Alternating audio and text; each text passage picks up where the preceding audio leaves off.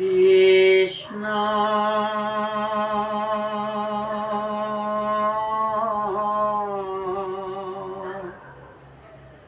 শংকৰ গুৰু হৰি ৰাম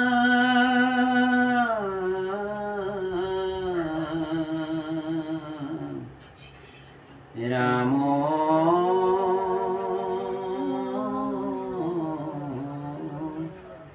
ৰাম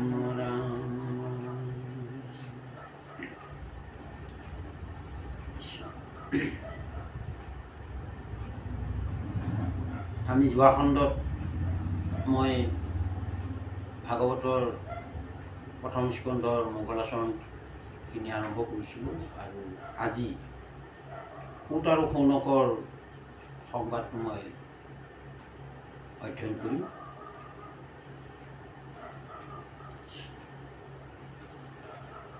প্ৰথম স্কন্ধৰ পৰা দ্বাদশ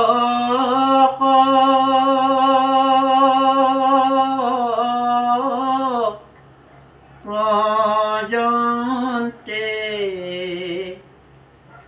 পহিলা ৰাজাত মহা মুনিন্দ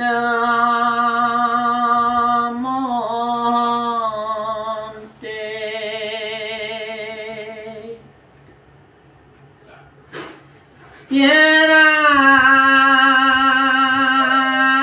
সংক্ষেপ কৰিয়ায়ুধা ৰিয়াতা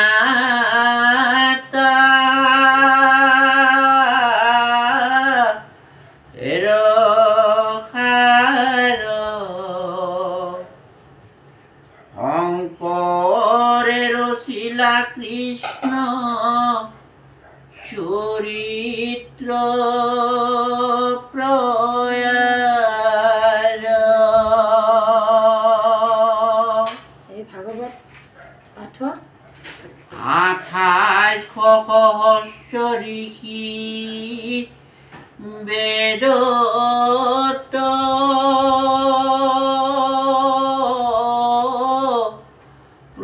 প্ৰধান বিষ্ণুৰ নৈমিষ ক্ষেত্ৰ মহাপুণ্য স্থান।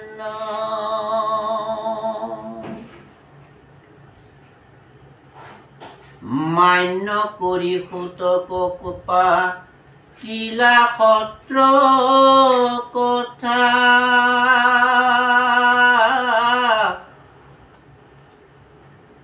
শৌনক মুখে শুনে ভাগৱত কথা।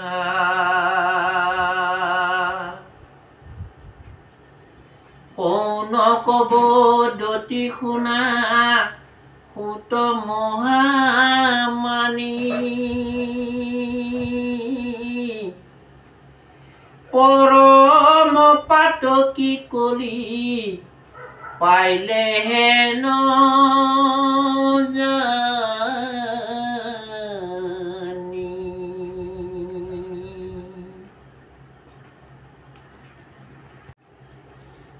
মহাভাগৱত এই মহাভাগৱত এই দ্বাদশ মুখ্য ভাগৱতৰ সেই দ্বাদশ স্কন্ধ।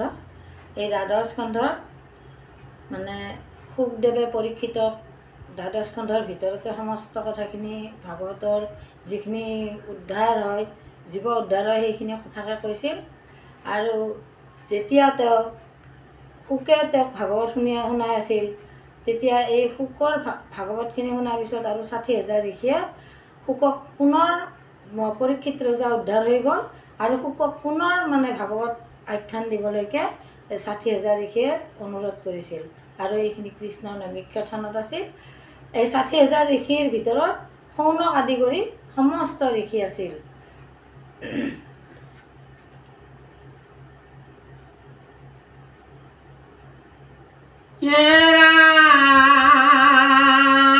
আৰম্ভিলো যজ্ঞ আশী সহস্ৰ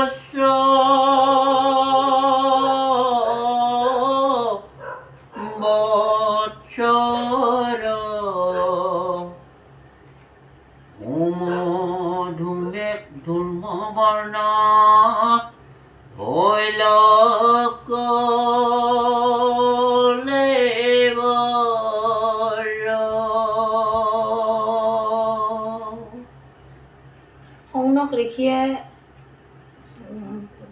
সুতক কৈছিল, তেওঁ শুকক কৈছিল। তেতিয়া শুকে কৈছিল যে সেই তলত সুত বহি আছে, সুতে আপোনালোকক ব্যাখ্যা শুনাব, ভাগৱত ব্যাখ্যা। তেতিয়া শৌনকে সুতক কৈছিল যে প্ৰভুসকল, আমি অত বছৰে হোম যজ্ঞ আদি কৰি আমাৰ শৰীৰটো হোমৰ ধোৱাই আমাৰ ক'লা বৰণ হৈ গ'ল, ধূৰ্ম বৰণ হৈ গ'ল, ধোঁৱা বৰণ হৈ গ'ল। গতিকে আমাক তুমি এই ভাগৱত শুনি যেনেকৈ পৰীক্ষিত উদ্ধাৰ হৈ গৈছে, আমাকো তেনেকৈ ভাগৱত শুনা এই মহামানী আমি ভাগৱত শুনিব খোজোঁ। যিটো কৰ্ম কৰোৱাত নাহিকে বিশ্বাস,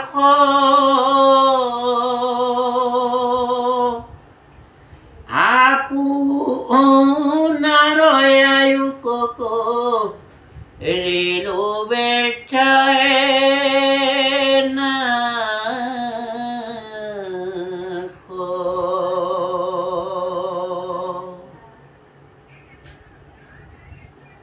সম্প্ৰতি তুমি চিন্তি মহাহিত কৰায়ুক প্ৰাণ কৃষ্ণ চৰিত্ৰয়ৰ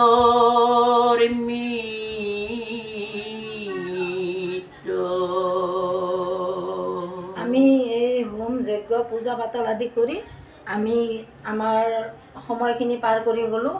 হে প্ৰভু, এই ভাগৱত তুমি আমাক এই প্ৰভু ভগৱন্তৰ গুণানুকীৰ্তনখিনি আমাক শুনোৱা, আৰু এইখিনি শুনি আমি উদ্ধাৰ হৈ যাব পাৰিম।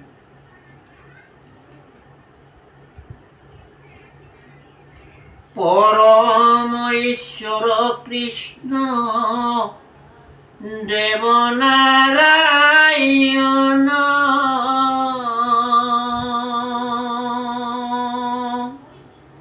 তান মহাভক্তিটো শ্ৰৱণ কীৰ্তন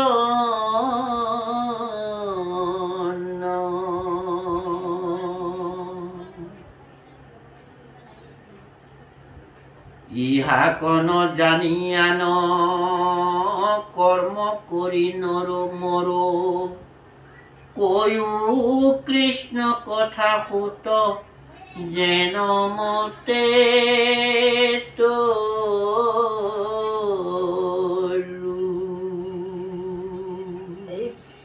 প্ৰভু ভগৱন্তৰে গুণানুকীৰ্তন কল্পতৰু বৃক্ষ, যেনেকৈ কল্পতৰু বৃক্ষজোপা আগতে প্ৰভু ভগৱন্তৰ গুণানুকীৰ্তন, যেনেকৈ কল্পতৰু বৃক্ষজোপাক কিবা বিচাৰিলে দেৱতাসকলে সমস্ত পাইছিল, তেনেকৈ আমাৰ প্ৰভু ভগৱন্তৰ গুণানুকীৰ্তনখিনি শুনিলে আমি আমাৰ মানে যত যিমান কৰ্মৰ ফল আছে, দুখ আছে, সমস্তখিনি না হৈ আমি প্ৰভু ভগৱন্তৰ শ্ৰীচৰণ পাব পাৰোঁ।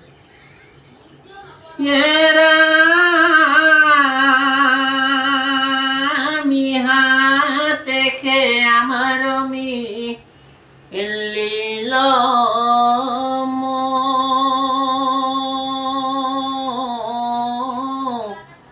ভাগ তুমি হেন মহন্তক পাইলো ভাগ্যেলা।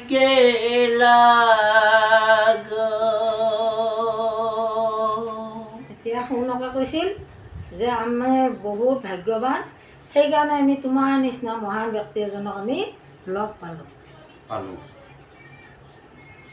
যত স্বৰ্গ সুখজিত মুখ্য কথা মূল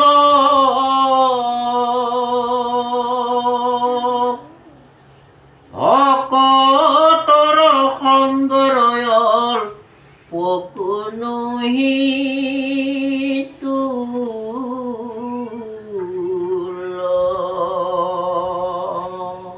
আৰু আমাৰ এই যত স্বৰ্গ সুখ সমস্ত মানে সমস্ত সৰ্ব যত স্বৰ্গ সুখ সমস্তই আমাৰ মানে প্ৰভু ভগৱন্তৰ গুণানুকীৰ্তন মূল আৰু এই প্ৰভু ভগৱন্তৰ গুণানুকীৰ্তন আমি ভকতৰ সংগতহে পাব পাৰোঁ। আকাশে সঞ্চৰে ৰবি ৰথ যে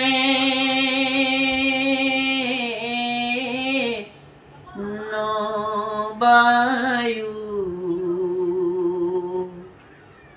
সূৰ্যৰ লগত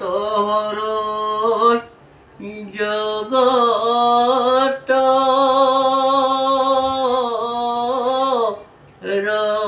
ৰৱায়ু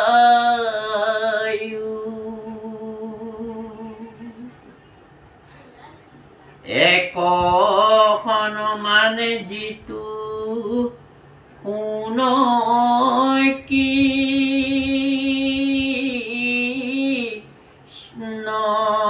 কথা তাৰ বিনে আউৰ জীৱন যায় বৃথা। আকাশত যেনেকা বায়ুৰ ৰথৰ চকা ঘূৰি আছে তেনেকৈ আমাৰ সময়বিলাক পাৰ হৈ গৈ আছে আৰু এই সময়খিনি যি পাৰ হৈ গৈ আছে আমি প্ৰভু ভগৱন্তৰ গুণানুকীৰ্তন বিশেষকৈয়ে দৰকাৰ, কাৰণ আমাৰ আৰু এই সময় উভতি নাহে। গতিকে এই সময়খিনিত আমি প্ৰভু ভগৱন্তৰ গুণানুকীৰ্তন কৃষ্ণ তোৰ অপিয়াই আমি কৰোঁ কৰ্ম যত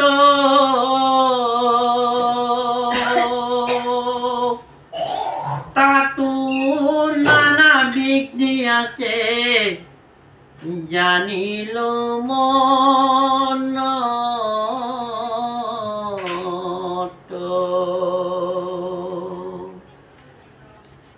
এতেকে পিয়ায়ু কৃষ্ণ চৰিত্ৰয় অমিত শ্ৰৱণ মাত্ৰকে যেন অঙ্কিত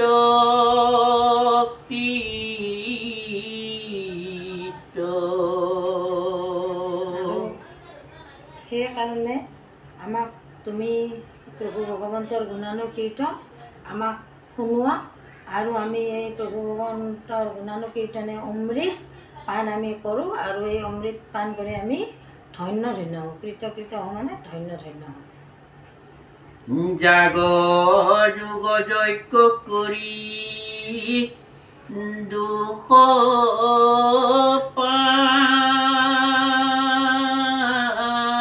পাইলো মাত্ৰ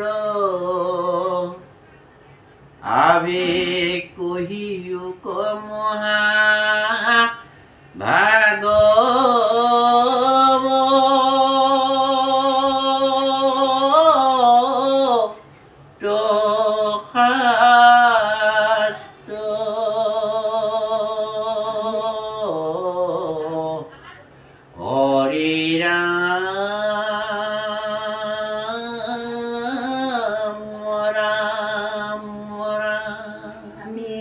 যাগযজ্ঞ কৰি মাত্ৰ দুখে পাইছোঁ আৰু এতিয়া প্ৰভু আমাক এই ভাগৱত শাস্ত্ৰ শুনোৱা আৰু আমি উদ্ধাৰ হৈ যাওঁ। কৃষ্ণ ৰাম জয় নাৰায়ণ জয় কৃষ্ণ জয় জগৎগুৰু শ্ৰীমন্ত শঙ্কৰ কৃষ্ণ কৃষ্ণ।